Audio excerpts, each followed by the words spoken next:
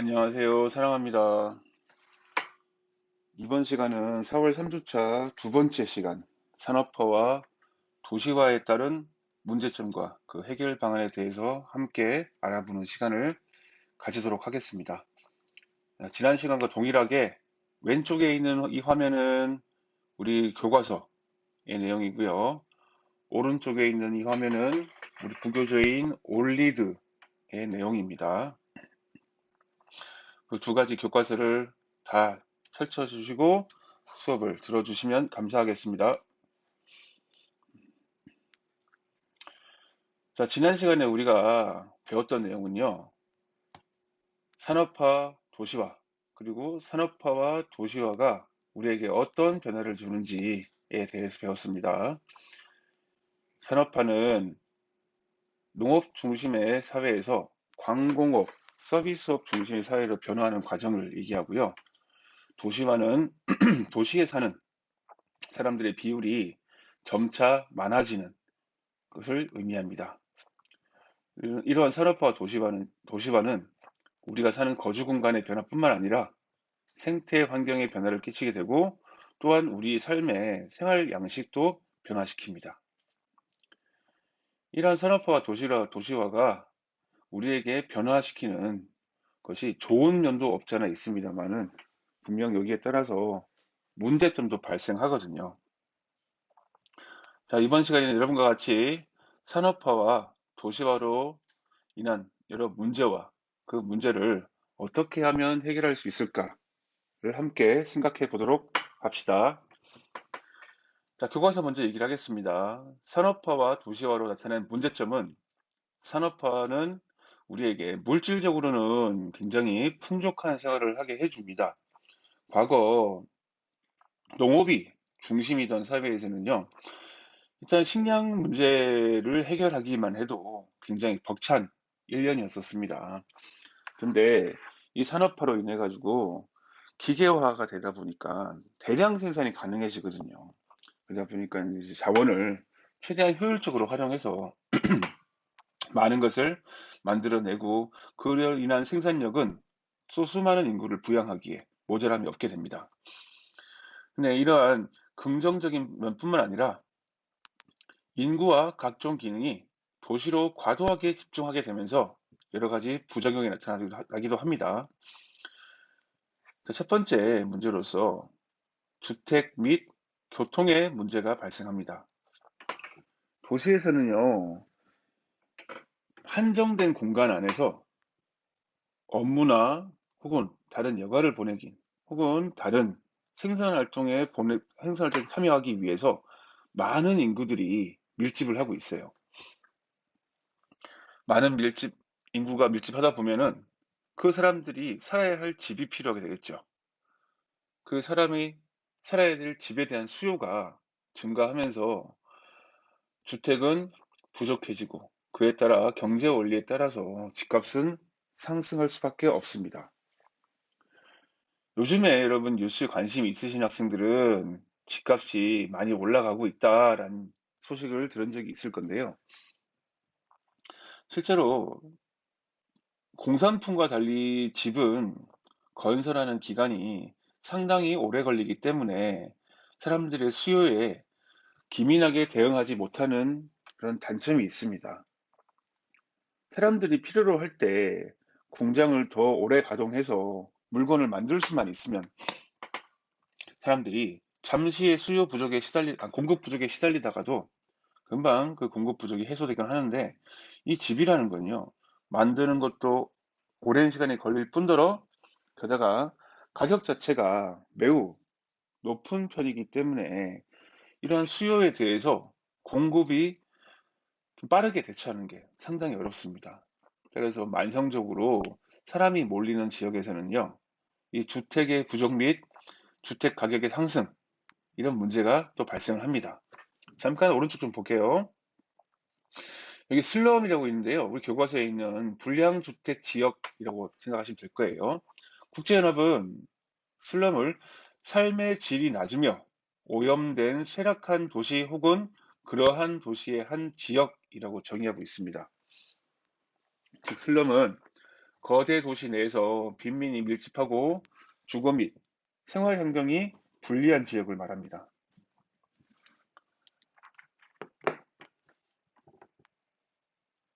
대도시의 슬럼 거주 인구는 계속적으로 증가하고 있으며 이러한 현상은 개발도상국에서 더욱 심각합니다. 인도의 뭄바이, 이집트의 카이로, 멕시코의 멕시코 시티 등에서 도시 곳곳에서 슬럼이 형성되어 있는데요. 여러분들은 우리 주변에서는 쉽게 슬럼화된 곳을 찾아보기가 어렵습니다. 그렇다고 해서 우리나라에서도 이렇게 불량주택 지역이 전혀 형성되지 않는 것은 아니거든요. 일단 서울은 아직까지 인구가 많고 또 사람들이 주택 문제로 필요로 한 부분이 더 많기 때문에 이런 슬럼 형성은 잘 안 되지 않고 있는데, 지방의 중소도시의 경우에는요, 인구가 지속적으로 줄면서 과거 도심에 있었던 이런 주택들을 비우고 딴 데로 이사 가는 사람들이 굉장히 많습니다. 그래서 하나 둘씩 사람이 떠나다 보니까 그 지역은요, 이런 사진에 볼 수 있는 만큼은 아니에요. 아닌데 이 철거 지역 비슷하게 돼서 사람들이 살지 않게 되고, 그로 인해서요, 이곳이 각종 범죄로부터 안전하지 못한 공간, 그리고 위험한 공간이 되고 있는 게 현실입니다. 우리도 지금 계속 인구가 줄고 있기 때문에 아마 지방 소도시를 중심으로 이런 슬럼화 현상은요, 앞으로 계속 가속화될 것으로 생각이 됩니다. 근데 사람이 많이 몰릴 수밖에 없는 도시로만 사람이 계속 몰리다 보니까 지방의 도시들은요, 점차 인구가 빠져나가고요. 이렇게 불량주택 지역이 만들어지게 됩니다. 또한 사람들은 늘어난 데 비해서 도로 및 교통시설도요, 이 수요에 빠르게 대응할 수가 없습니다. 지하철이나 도로 공사 자체가 워낙에 장기간의 기간을 필요로 하고, 또 사람들이 얼마나 늘어날지에 대해서 미리 예측하고 건설해 놓기 위해서는요, 막대한 예산이 필요하거든요. 그래서 그 예산을 합리적으로 사용할 수 있지 않는 현실이라면 물론 이것도 해결이 매우 힘듭니다. 그리고 주차난도 매우 심각해져요. 어쩔 수 없이 차를 가지고 생계를 유지해야 되시는 분들이나 혹은 멀리까지 출퇴근을 하셔야 되는 분들 때문에 차량은 그렇게 쉽게 줄 수가 없습니다. 물론 서울과 같은 엄청난 큰 도시는요, 구석구석마다 대중교통이 들어가 있기 때문에 오히려 차를 가지고 다니는 게 더 불편할 수도 있습니다. 하지만 서울 이외의 도시에 대중교통이 그렇게 잘 되어 있지 않은 동네에는요, 사람이 몰리게 되면 그 대중교통이 마련될 때까지는 개인이 차를 가지고 다녀야 하고, 그에 따라서 이런 교통 혼잡에 더해 주차난도 발생할 수밖에 없습니다. 두 번째가 환경 문제예요. 산업시설 있잖아요. 산업시설이나 사람들이 생활하는 가정에서 각종 산업 혹은 생활 폐수가 발생합니다. 우리가 밥을 먹고 설거지를 할 때, 빨래를 할 때, 샤워를 할 때 나오는 물 전부 다가 오염이 돼서 나가는 거거든요. 그래서 하수 처리 시설을 통해서 다시 자연으로 돌아가긴 합니다만은, 사람이 많아지면은 이런 폐수나 생활하수의 처리 용량이 한계가 도달하게 되고요.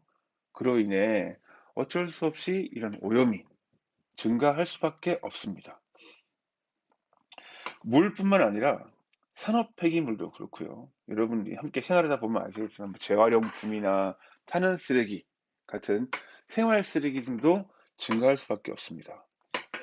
이 생활 쓰레기, 그다음에 산업 폐기물의 증가는 어쩔 수 없이 매립을 해야 되는 토양의 오염을 불러오게 됩니다. 그리고 공장의 매연이나 자동차의 배기가스가 대기를 오염시켜서요, 도시의 생태 환경을 위협하고 있습니다. 여러분이 지난 2단원에서 배운 것처럼 이런 공장의 매연, 자동차의 배기가스는 대기에서 머물러 사라지는 게 아니고요, 생태계에 또 우리 인간의 건강에 많은 영향을 미칠 수밖에 없습니다. 대표적으로 배웠던 게 산성비 같은 게 있었잖아요. 산성비. 건물을 부식시키고 인간에게는 당연히 좋지 않은 비가 내리는 거겠죠. 이렇듯 산업화와 도시화는요, 어느 특정 지역에 사람이 집중됨으로 인해 교통 및 주택, 그리고 환경 문제도 발생시킵니다. 세 번째는 노동 문제예요. 자, 이런 산업화가 진행되고요. 우리 직업이 다양하게 분화된다고 지난 시간에 얘기를 했었습니다. 직업이 분화되고 기존에 가지고 있던 직업 능력이 계속적으로 필요로 하고 쓰여지면은 상관이 없겠지만은 요즘은 세상이 너무 빠르게 변화하고 있고요. 과거 내가 배웠던 직업 능력이 쭉 쓰여질 수 있다는 보장을 누구도 할 수 없습니다. 따라서 과거에는 타자만 잘 칠 수 있었어도 회사에서 한 몫을 담당할 수 있었는데 지금은 그에 더불어 한글 워드나 엑셀과 같은 그 외의 전문적인 프로그램을 다루지 못하면 업무를 볼 수가 없는 그런 상황이 되었죠. 이러한 변화 때문에 본인 스스로는 아직 젊고 일할 수 있는 능력과 의사가 충분히 있어도 쓸 수 있는, 즉 회사나 직장에서 요구하는 그런 직업 능력을 갖추지 못한 경우에는요, 실업이 될 수밖에 없습니다. 그래서 나라에서는요, 이런 실업을 막기 위해서 재교육 같은 프로그램들을 계속 많이 하고 있지만은요, 이게 또 워낙 사회가 가쁘게 변화하고 있다 보니까 정부의 노력에도 한계가 있는 것이 현실입니다. 또한 노동자와 사용자 사이에 이해관계 충돌이 돼서 노사 갈등이 발생하기도 합니다. 이런 노사 갈등은요, 보통은 사용자 측에서 적은 급여를 혹은 그리고 근로자 측에서는 더 많은 급여를 원하는 데 따라서 발생하게 됩니다. 물론 가장 아름다운 현실은 노사가 서로 화합을 해서 적정 수준에서 협의를 하는 게 좋은데요. 실제로 기업의 최대 목표는 이윤의 극대화입니다. 그리고 그 이윤을 극대화시키기 위해서는요, 투입되는 생산 요소에 대한 비용을 줄여야 되거든요. 그 비용 중에 상당히 큰 부분을 차지하는 게 바로 예, 인건비예요, 인건비. 그러다 보니까 회사들은 인건비를 어떻게든 줄이고 싶어 하고요. 그리고 또 노동자들은, 또 근로자들은 자신의 삶을 윤택하게 살게 하기 위해서 더 많은 임금을 요구하게 됩니다. 이로 인해서 노사 갈등이 발생합니다. 물론 임금뿐만 아니라 다른 작업 환경이나 혹은 새로운 채용이나 혹은 정년의 문제 이런 걸로도 많이들 갈등이 빚어지고 있습니다. 이것도 마찬가지로 산업화에 의해서 그리고 도시화에 의해서 발생되는 문제점들입니다. 다음 네 번째가 타인에 대한 무관심 그리고 이기주의입니다. 업무의 분업화와 기계화, 공동주택의 증가, 즉 아파트의 증가로 인해서요. 여러분들은 여러분들도 그렇지 나도 그렇고요. 아마 요즘 사람들은 주변에서 누가 뭘 하는지 잘 모를 수 있을 경우가 많을 것 같아요. 특히나 한 가지 제품을 만드는 회사에서도요. 각기 부분만을 만드는 경우가 많기 때문에 이게 바로 분업화죠. 업무가 분업화되고 다른 업무 중에 일부는 또 기계화되기 때문에 내가 아닌 다른 사람이 어떤 업무를 하고 있는지에 대해서 이해가 굉장히 어렵습니다. 특히나 전문성이 더 고도화되다 보니 나는 이걸 하고 있는데 다른 사람이 뭘 하고 있는지 옆에서 봐도 모르는 경우가 많거든요. 그래서 다른 사람에 대한 이해가, 즉 관심이 줄어들 수밖에 없고 또 공동주택, 즉 그 아파트에 살다 보니까 옆집에 누가 사는지는 알겠지만 옆집 분들하고 그렇게 가까이 지내야 될 의무는 없거든요. 따라서 주변 사람들과 소통이 줄 수밖에 없습니다. 그리고 나 혹은 내 가족만 생각하는 생활을 하게 돼서 다른 사람에게 관심을 두지 않는 사람들도 상당히 많아지고 있습니다. 그게 현실인 것 같아요. 그래서 공동체 혹은 우리 지역 사회 혹은 전체 국가의 이익을 중시하기보다는 일단은 내가 나와 나의 가족의 이익을 우선적으로 추구하는 게 합리적이다라고들 많이 생각하는 것 같습니다. 또한 이런 산업화와 도시화는요, 도시에서의 문제만 있는 게 아니라 촌락에도 영향을 주고 있습니다. 여러분, 촌락에서도 계속 젊은 인구가 유출되고 있다는 걸 아마 아실 겁니다. 그리고 농어촌 지역의 학교들이 계속 정원이 줄고 혹은 폐교가 되고 혹은 지역 학교 몇 개가 통합되고 하는 뉴스를 보거나 여러분들 아마 직접 느낄 수 있을 것 같아요. 여러분이 나왔던 초등학교, 물론 좀 도시화가 진행된 지역은 다를 수 있습니다. 근데 농어촌 지역의 학교들은요, 계속적으로 한 반의 인원수가 줄고 그에 따라서 전체 전교 인원이 줄어서 유지를 할 수가 없어서요. 예, 통합되거나 폐교되는 경우가 상당히 자주 있습니다. 요즘에는요.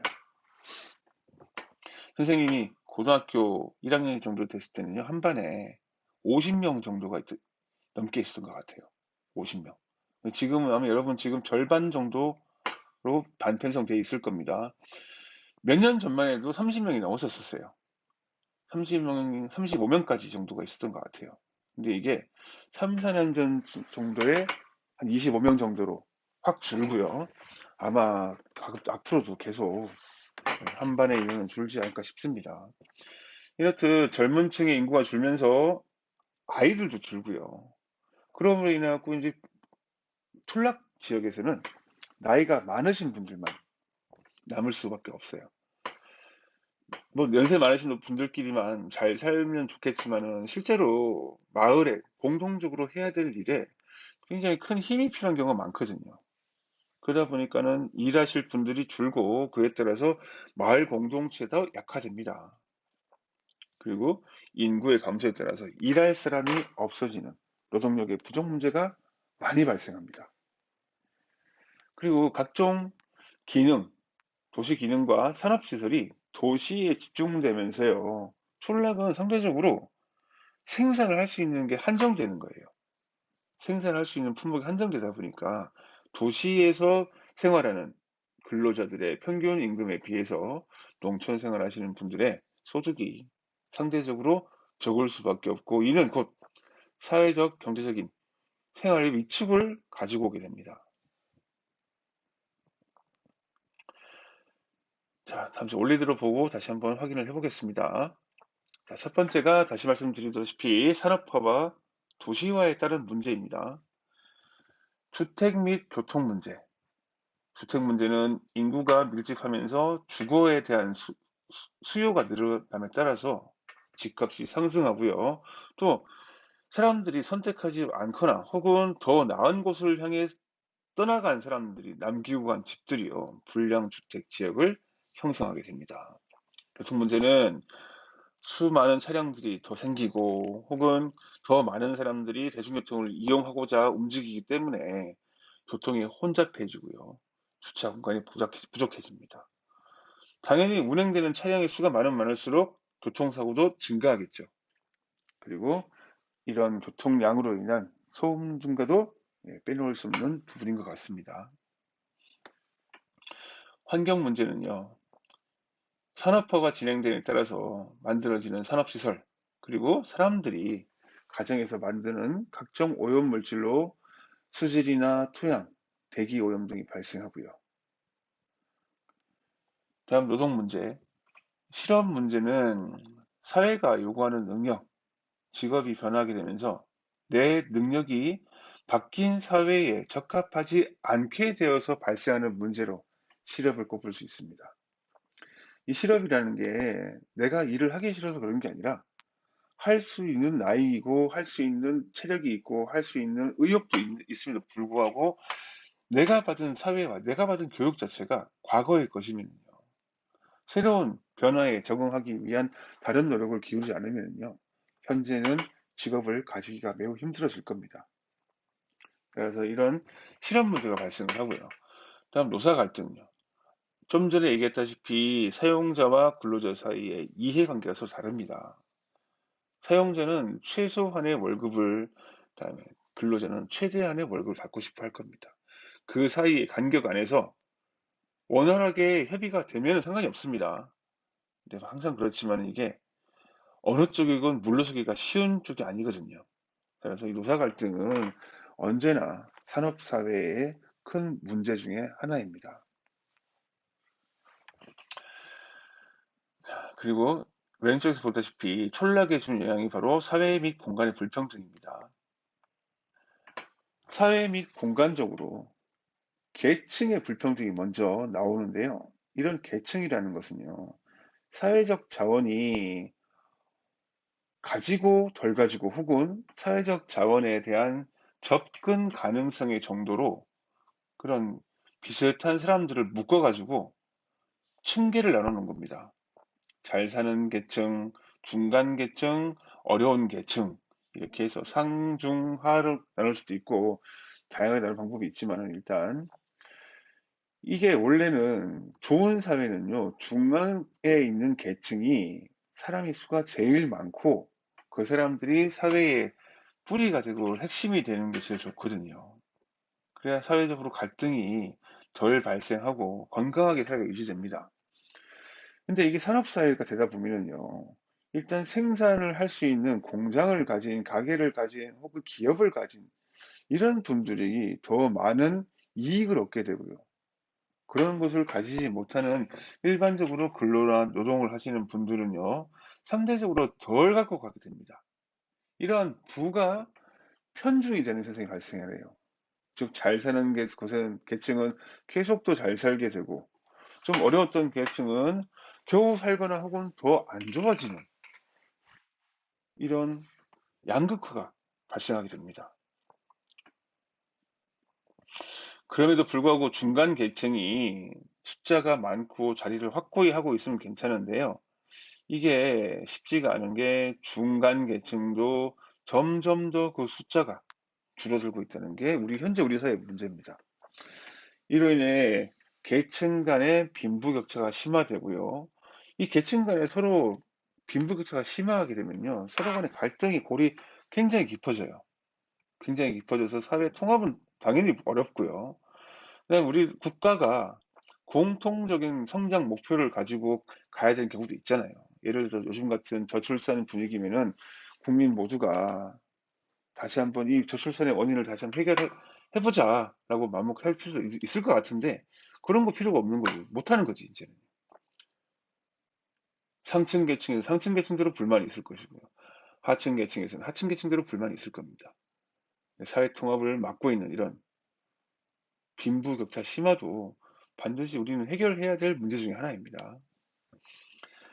자, 다음 도시와 촌락 간의 공간적 불평등이 있어요. 이촌 향도로 인해서 촌락 인구 감소하게 되면은 노동력이 부족해지고 공동체가 약화되고요. 기존에 있었던 학교들이 없어지기도 합니다. 그리고 많은 편의시설들도 사라지게 돼요. 동네에 사람이 있어야 병원이 있을 텐데, 여기에 인구가 줄면은요, 의사들도 돈을 벌어야 되니까는 도시로 떠날 수밖에 없겠죠. 그와 마찬가지 논리로 많은 것들이 빠져나가게 될 겁니다. 밖으로.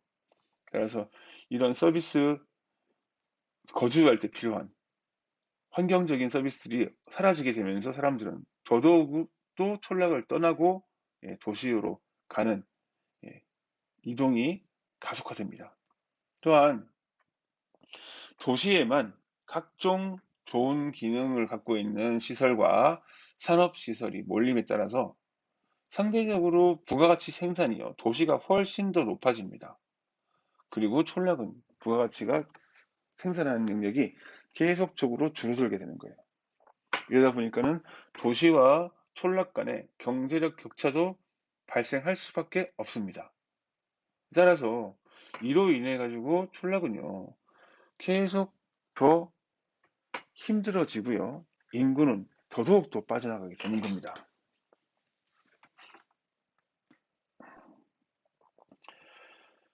다음, 인간 소외와 이기주의 확산입니다. 인간 소외 현상은요, 산업화로 인해서 생산 과정에 많은 부분이 요즘엔 자동화되어 있습니다. 여러분이 아마 직접 목격하지는 않았어도 미디어나 혹은 유튜브, 인터넷을 통해서 많이 봤을 겁니다. 자동차 생산 과정에서 사람들이 할 수 있는 일이 이제 굉장히 많이 줄었어요. 대부분이 로봇이 합니다. 철판을 재단하고 용접하고 도색하는 부분 대부분이 기계가 해요. 기계가. 그리고 이 생산 과정 중에 한 축은 기계가 담당하는 것 동시에 아직까지 인간의 손이 필요한 과정은 인간이 담당하고 있습니다. 근데 전체적으로 이것을 생산 과정 전체로 보면요. 기계나 사람이나 뭔가의 부품을 만들어낸다는 의미에서는 같거든요. 그렇기 때문에 인간을 마치 기계의 부속품처럼 여기게 되는 인간 소외와 인간 소외 현상이 발생하게 됩니다. 따라서 내가 인간으로서의 행복한 삶과 목표를 성취하기 위해서 살아야 되는데 매일 똑같은 쳇바퀴 굴러가는 듯한 삶을 살다 보니까 스스로가 내가 이걸로 나의 노동으로 인해서 얻는 만족감과 기쁨이 떨어지겠죠, 상대적으로. 떨어지다 보니까는 회사에 나가서 나는 그냥 그저 시간에 할 수 있는 것만 하고 오고 이걸로 인해서 이걸 통해 갖고 내가 자아를 성취할 수 있겠다라는 생각은 아예 못하게 되겠습니다. 그래서 인간 소외 현상은 노동에서 얻는 만족감과 성취감을 약화시키는 악영향을 갖고 오긴 합니다. 밑에 보면 이게 찰리 채플린이라는 사람이 감독하신 모던 타임스의 한 부분입니다. 이게 지금 공장에 있는 설비의 한 부분이에요. 이 영화 본 친구들도 아마 있을 거라고 생각하는데 현재 이게 유튜브에 올라와 있습니다. 무료로 볼 수 있는 영화로 올라와 있는데 흑백 무성 영화예요.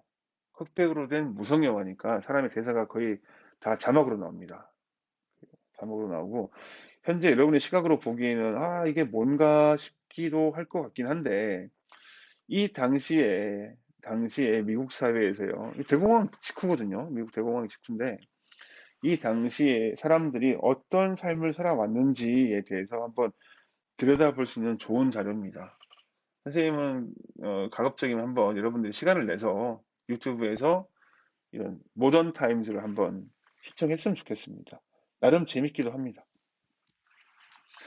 그래서 이 기계 안에 이 사람이 이제 수작업으로 자기가 맡은 분업을 하다가 기계 안에 빨려 들어갔어요. 빨려 들어갔는데 지금 보면은 이 큰 톱니바퀴 주위로 이렇게 조그맣게 너트가 보이죠, 여기 너트. 그러니까 이 사람이 원래 기계에 빨려 들어가기 전에 하는 게 뭐냐면 그 부품에 너트를 조립하는 일이었습니다.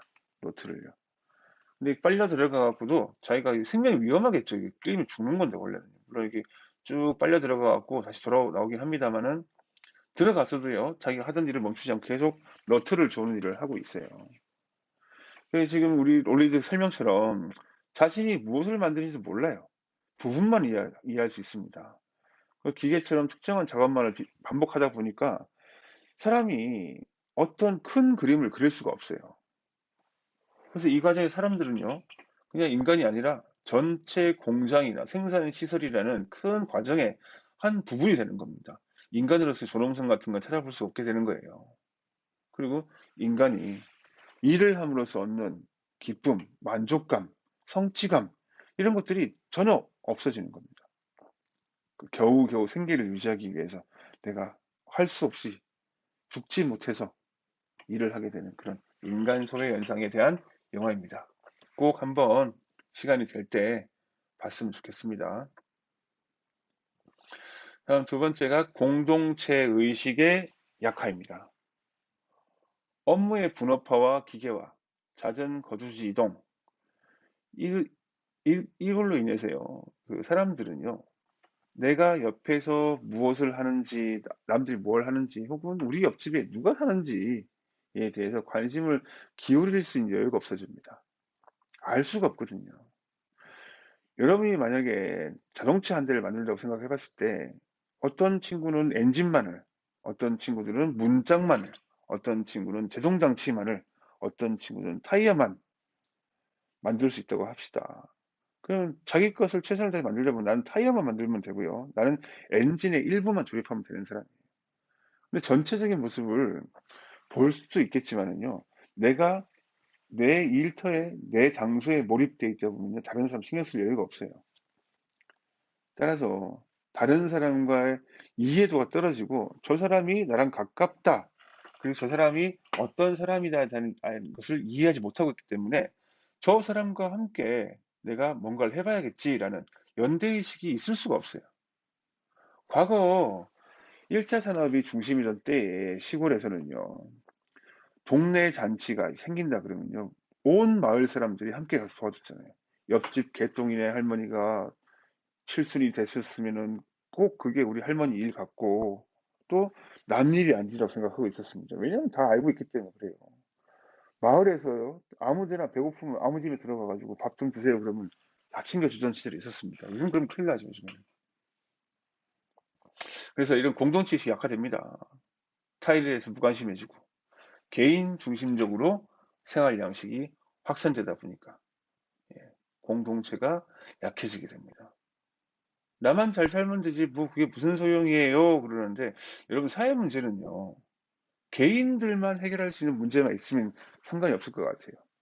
근데 우리 사회적 자원이 아직 개인에게 배분되기 전에 사회적 자원이 많이 투여될 수 있는 곳이 필요합니다. 그러면 우리가 공동체를 봤을 때 사회 전체가 가장 합리적이고 효율적으로 자원을 쓰기 위해서는요. 공동체 안에서 많은 협의가 이루어져야 되거든요. 근데 개인주의로만 살다 보면은요. 개인만 계속 살다 보면 공동체의 이익은 따지지도 않고 즉 그게 우리를 스스로를 위한 길인지 까먹고요. 단순히 내 눈앞의 이익을 따지게 됩니다. 그런 삶을 살기보다는 이런 의식을 갖고 있는 게 저는 좀 낫다고 생각합니다. 물론 남을 위해서만 살라는 얘기는 아니에요. 개인과 공동체 사이에서 이 균형점을 여러분이 스스로가 잘 찾았으면 좋겠습니다. 다음 이기주의적 경향이 증가합니다. 물질적인 가치와 내가 돈 더 많이 벌고 다른 사람을 이겨서 더 많이 벌고 이런 경쟁을 강조하는 사회로 변화되다 보니까 타인하고 사회하고 이런 내가 아닌 다른 것의 이익보다는 나의 이익이 최고입니다. 일단 내가 살고 봐야 된다. 그래서 이게 심화되면은요. 그러니까 어느 정도 개인적인 성향 자체는요. 욕할 수 없어요. 근데 이기주의적인 경향이 강해져서 남의 이익은 하찮고 내 이익만 중요하다 그러면요. 남의 것을 뺏는 것도 아무런 거리낌 없이 하게 돼요. 그 자신의 이익을 나한테 이익이 되면 남에겐 불행이 되고 불이익이 돼도 관계없다라는 생각을 하는 사람의 비율이 높아집니다. 여러분들은 자주 그렇진 않겠지만요. 길을 가다가 양손에 뭐가 쓰레기가 있었는데 이거를 버릴 데가 없어요. 물론 학교에서 배우고 집에서 배울 엄마 아버지한테 배울 때는 당연히 쓰레기는 쓰레기통에 버려야 한다. 그리고 길거리에 아무 데나 버리면 안 된다라고 배웠을 겁니다. 근데 길에 보시면 쓰레기 종종 발견할 수 있죠. 학교 안에서도 아마 다니다 보면은 뭐 빵 껍데기나 과자 껍데기 같은 거 심심찮게 볼 수 있습니다. 근데 버리는 사람하고 그걸 줍고 치우는 사람이 똑같으면은 개인이 책임을 지면 상관이 없는데 보통 버리는 사람이 따로 있고 치우는 사람이 따로 있죠. 근데 그 치운다는 그 작업 자체가 사회 전체적으로 보면은 안 해도 되는 일을 하는 거잖아요. 그만큼 자원이 낭비되고 있는 겁니다. 자원이 낭비되고 있는 건데 거기에 대해서 여러분들은 어떻게 생각하실지 모르겠네요. 예. 우리가 당장에 지금 좀 귀찮고 어렵고 불편하더라도 여러분들은 이런 거를 나보다는 남을 먼저 생각할 수 있는 그런 사람이 됐으면 좋겠습니다.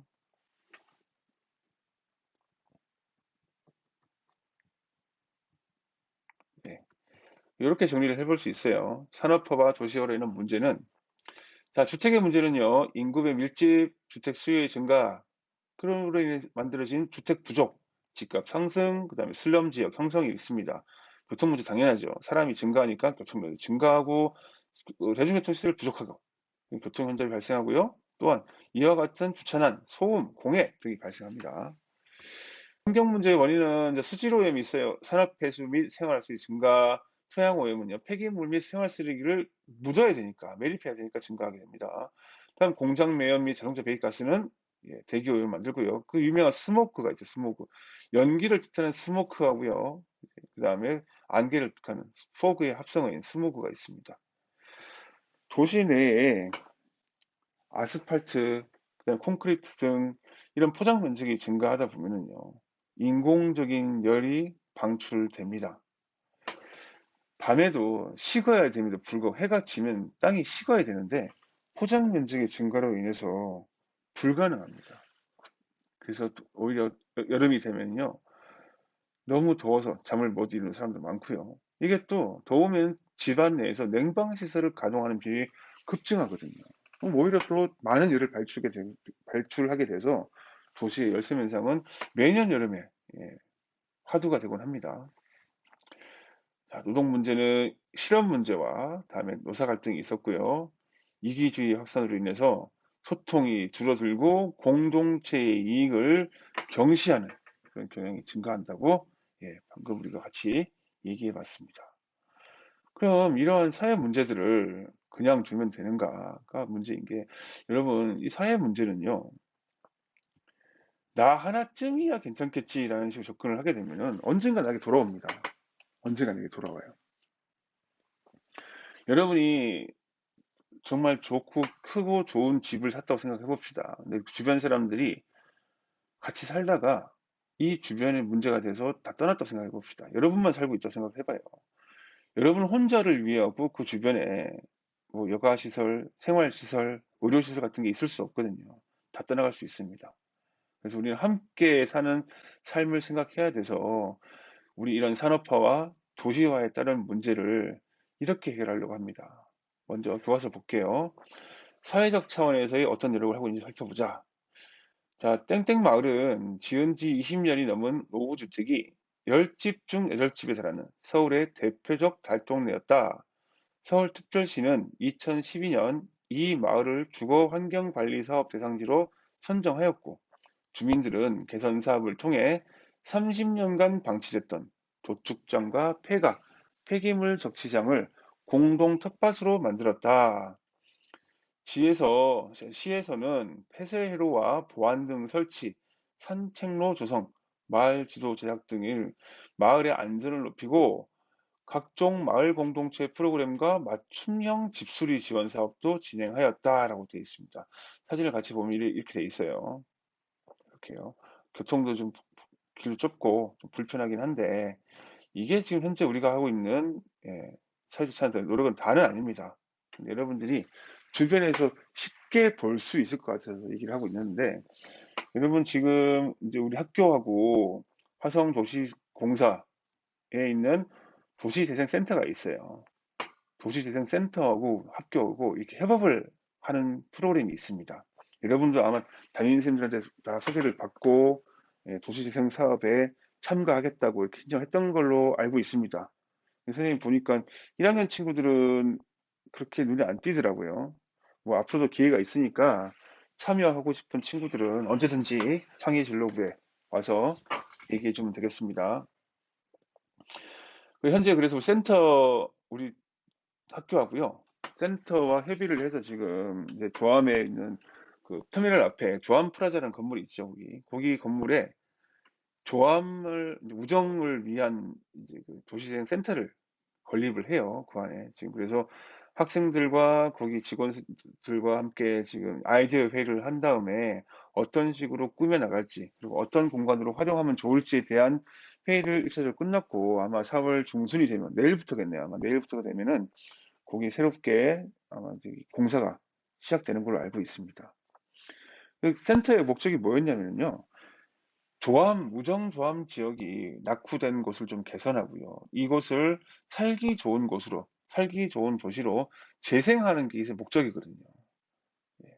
그러기 위해서는 우리 지역에 어떤 것들이 좋고 어떤 것 이야기가 남에게 듣기에 더 좋은지를 판단을 해서요.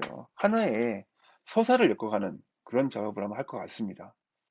그래서 이거는 지금 뭐 조암 지역도 인구가 계속 줄고 있기는 해요. 있기는 해서 도시 자체를 좀 살기 쉽게, 살기 좋게, 또 행복하게 만드는 게 아마 이 도시공사의 목표인 걸로 알고 있습니다. 여러분도 아마 참여해서 경험을 해봤으면 좋겠어요. 문제 해결력 도움에도 많은 도움이 될 것 같고, 또한 이렇게 참여해봤다는 자체가 큰 경험이 될 것 같습니다. 여러분들한테는. 자, 이렇게 사회적 차원에서 이런 노력도 하고요. 생활 환경 개선, 공동체 형성을 위한 노력을 해줍니다. 또한 이것 이외에도요, 주택을 공급하고 또 낙후된 공간을 재개발하는 사업도 추진하면서요. 또한 교통체계, 즉 좀 더 효율적이고 그래서 많은 사람에게 혜택을 줄 수 있는 교통체계를 개편하고 있습니다. 그리고 이외에 사회복지제도와 다음 이런 최저임금제와 비정규직 보호법을 통해서 더 많은 사람들이 사회의 돌봄 서비스를 받을 수 있도록 하고 있습니다. 근데 이걸로 충분한 게 아니라 여러분 개인도 이러한 사회의 변화에 발맞춰서 의식이 바뀌어야 된다고 봅니다. 이웃에게 관심을 가지셔야 되고요. 사회 전체의 균형 발전이 곧 나의 발전이다라는 그런 의식이 필요합니다. 또한 나 하나쯤이야 하는 그런 생각을 벗어나서 내 자신의 행동으로 인해서 환경에 미치는 영향을 줄이기 위해 많은 노력을 기울여 주셨으면 좋겠습니다. 자, 올리 다시 볼게요. 사회 차원으로 도시개발 사업을 추진하고, 다음 주차 공간을 확보하고, 교통체계를 개편하고, 이런 것들은 개인적 차원이 아닌 사회적 차원의 해결 방안입니다. 또한 생태 환경을 복원을 위해서요, 공원이나 생태 하천 등의 녹지 공간을 늘리기 위해서 노력합니다. 원래는 이거를 인위적으로 손을 대서 물 흐름이 빠르게 하거나 뭐 흘러가게만 만들어 놨었는데, 지금 이거는 생태계의 복원을 위한 녹지 공간 증가입니다. 그래서 녹지 공간 확보가 어렵기 때문에 이런 버려진 공간에 옥상에 정원을 조성하고요. 한강에 줄인 열하천을 생태하천으로 복원하는 정책 시행하고 있습니다. 이렇게 되면요, 떠났던 동물들이 돌아옵니다. 어류뿐만 아니라 포유류까지 돌아와요. 이렇게 해야지만이 미래를 바라봤을 때 우리를 위해서는 좋은 일입니다. 자, 이것도 오염물질 배출을 하는 규제도 마련하고요. 환경과 조화를 이루는 도시를 개발하는 계획도 수립합니다. 또한 이러한 경제적 불평등을 해결하기 위해서요, 고용보험이나 최저임금제, 그리고 비정규직 보호법을 실시하고 사회복지제도도 확충합니다. 최소한의 인간다운 삶을, 만에 하나 내가 큰 일을 당해서 내가 경제적 능력이 없을 때 국가가 나서서 이런 사회 안전망을 구축해 준다면 우리가 좀 더 마음 놓고 살 수 있는 기회를 가지게 됩니다. 또한 국토가 수도권의 과밀 발전이 아니라 각각의 지역의 특성에 맞는 산업을 유치해서 국토가 균형적으로 발전하게 되면요, 이렇게 해야지 에너지 자원에 우리 사회적 자원이 효율적 소비됩니다. 지금 수도권에 너무 많이 몰입되어 있다 보니까 거기에 낭비된 에너지 너무 많아요. 지금 현재로서는요. 그래서 인구와 산업, 행정 등의 각종 기능을 분산시키고 지방에도 사람들이 살기 좋은 중소도시를 계획적으로 육성할 필요가 있습니다.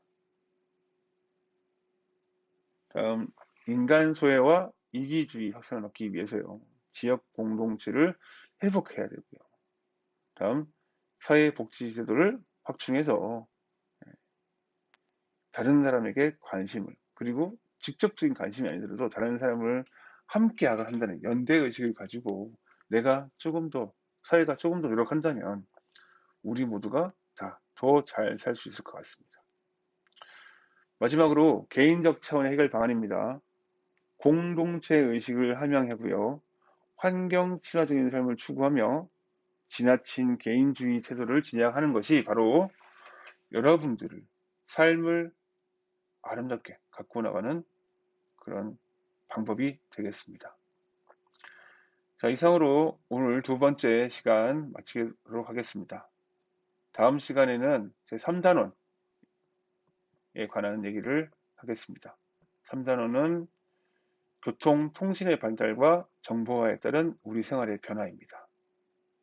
이상으로 마치겠습니다. 수고하셨습니다.